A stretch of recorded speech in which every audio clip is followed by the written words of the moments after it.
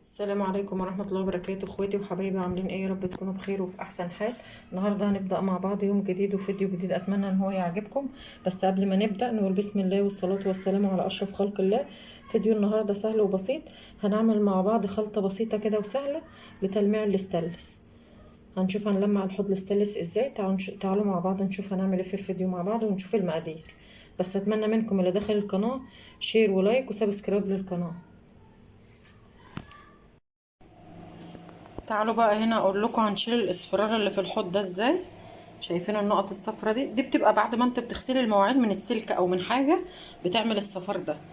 هشوف بقى ننضفه مع بعض ازاي بخلطه جميله وموجوده في البيت. وهغير الورق اللي هو الاصفر ده ورق حائط، هغيره بلون اسود عشان يمشي مع الرخام. يلا نشوف هنعمل ايه مع بعض في الفيديو. هنا هجيب طبق كده ومعلقه.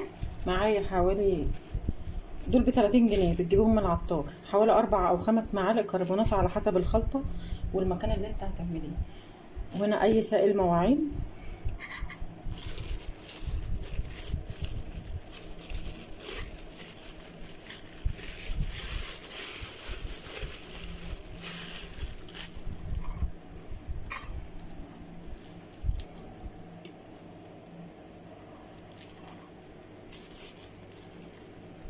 ادي 1 2 3 4. بص عملتهم كلهم، هسيب شوية صغيرة بس كده، حوالي 4 معالق ونص بيكربونات الصوديوم. بتجيبيها من اي محل كده بتاع عطار. بنعمل فيها ايه بقى؟ لو عايزه انت تضيفي مكونات زياده ممكن تضيفي عليها كيس بيكنج باودر. انا بفتح الكوبايه الازازه. بنعمل ايه بقى؟ بنخلطهم مع بعض كده زي العجينه بتاعه الكيكه، بتبقى سايله عشان لما نيجي ندهنها في الحوض ندهنها بطريقه كويسه. وبتسيبيها ربع ساعه وبعدين بتدعكي الحوض بسلكه او بليفه اللي انت عايزاه.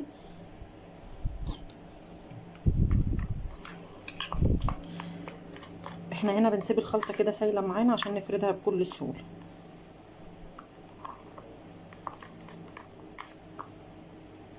دي بتلمع لك اي ستانلس عندك براد مثلا وعايزين تلمعوه، ادهني برضو بالخلطه دي. حلل ستانلس وعايزه تلمعيها اعملي لها الخلطه دي، بس كده بتبقى تقيله، فاهمين قصدي؟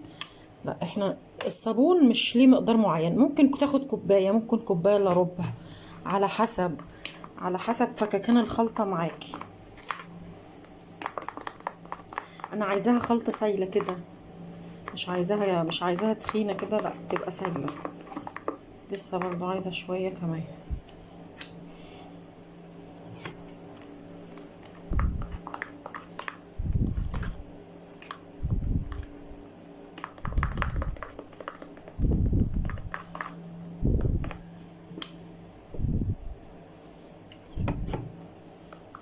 بدأت تفك وتبقى كويسة. بصوا اهي، اهي بدأت خفيفة ازاي. هدهنها بقى في الحوض كله وبعدين ندعكه مع بعض.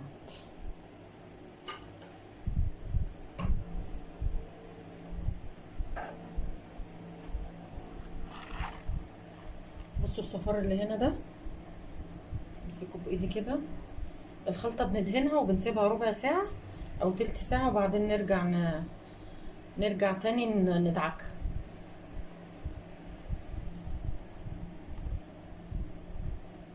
انا سبته بعد غسيل المواعين، قلت عشان خاطر لما اجي اعمل الخلطة يبان عليه بقى اللمعة بتاعته.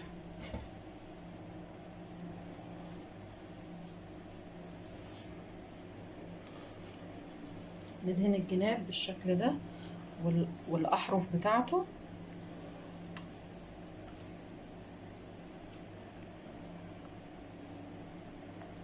اي اسفرال عندك اعمليه.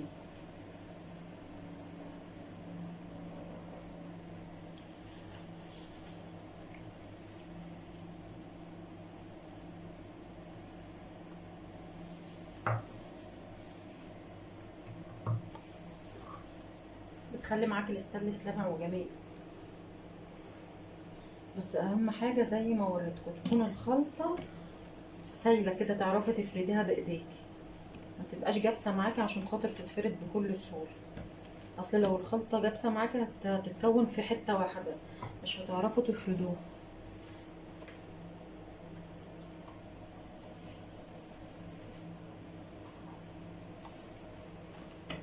والكربونات يعني في كل بيت، اللي مش موجود عنده يشتريها من عند العطار.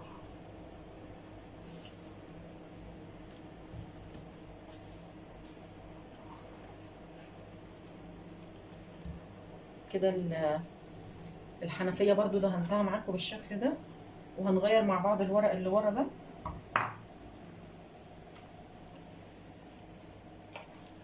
كده انا فردت في الحوض كله، وهنا برضو عند المصفى بالشكل ده. طب انت ايه اللي فتحت كده؟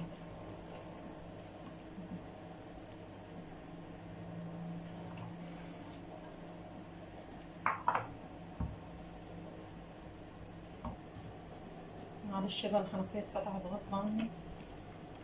هنسيبها كده بالشكل ده 10 دقايق، ربع ساعه، تلت ساعه، سيبيها في الحوض، وبعدين ارجعي دعكيه بقى بسلكه بليفه، بس النتيجه هتعجبكم قوي.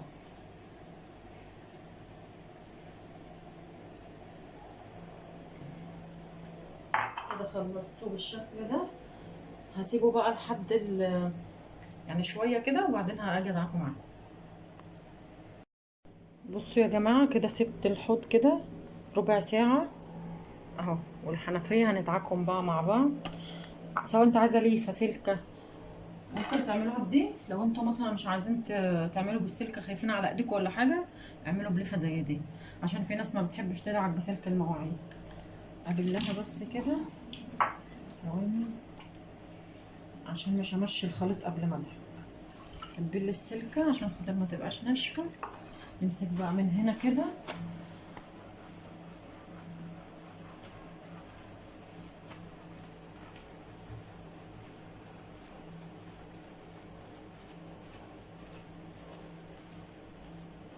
ناخد معانا الرخامه كلها.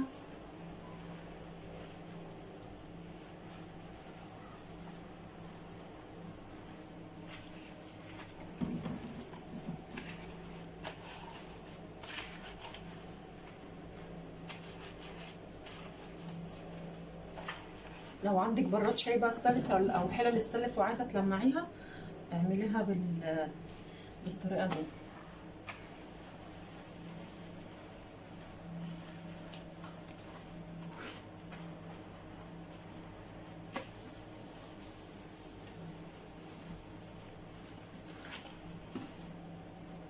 استني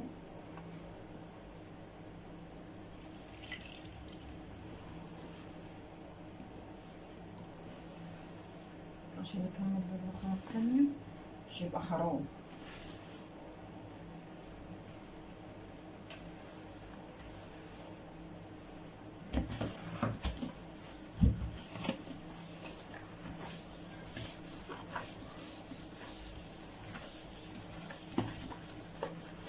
تدعكوا بقى قوي، هتلاقيه بقى زي المرايه معاكي.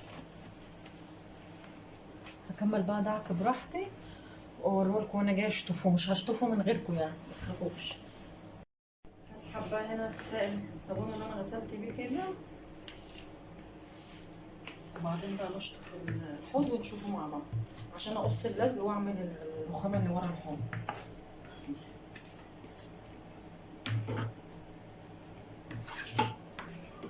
استنوا لما نشطف مع بعض. شايفين الحله بدات، شايفين عملت ازاي؟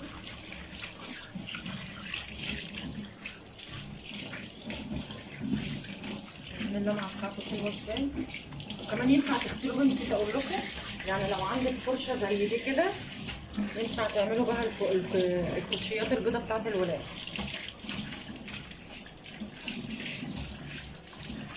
مش كده لازق تقيل فماسك كلام الرغاوي. بصوا الحنفيه من هنا عملت ازاي، لمعت معانا ازاي.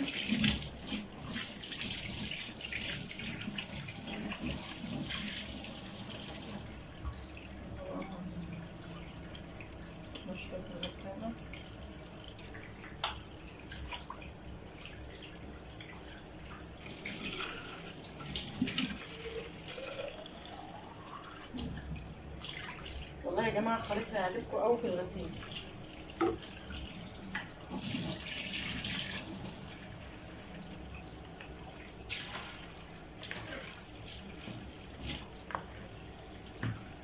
شايفين انا بشطف الحوض جامد.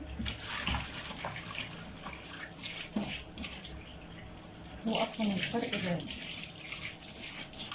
بعد كل غسله من مواعين مثلا ممكن تروحي ضربه كده معلقه بيكربونات الصوديوم في شويه صابون بعد اي مواعين وتروحي غساله. شايفين الصدى الصدى اللي كان هنا من السيل كله راح.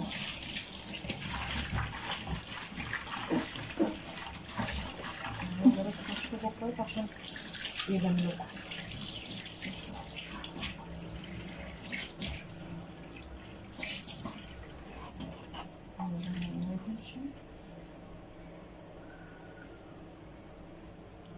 شايفين الفرق؟ استنوا لما الفقاعات تخلص اللي في الحوض دي. شايفين الفرق هنا؟ شايفين الفرق في الحنفية اللمعان اللي في الحنفية؟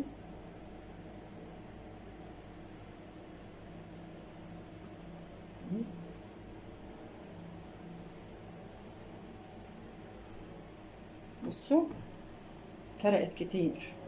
هعمل بقى اللزق بتاع الحوض هنا كده مكان الحتة دي كلها واوريها لكم. لزقت كده الورق بالشكل ده على السيراميك، لونه جميل ماشي مع الرخام ازاي. واهو الحوض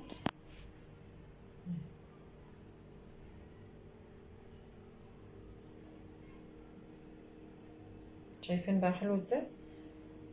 اتمنى بقى اللي يدخل القناه يعمل سبسكرايب للقناه وشير للفيديو ويكتب كومنت حلو. مع السلامه.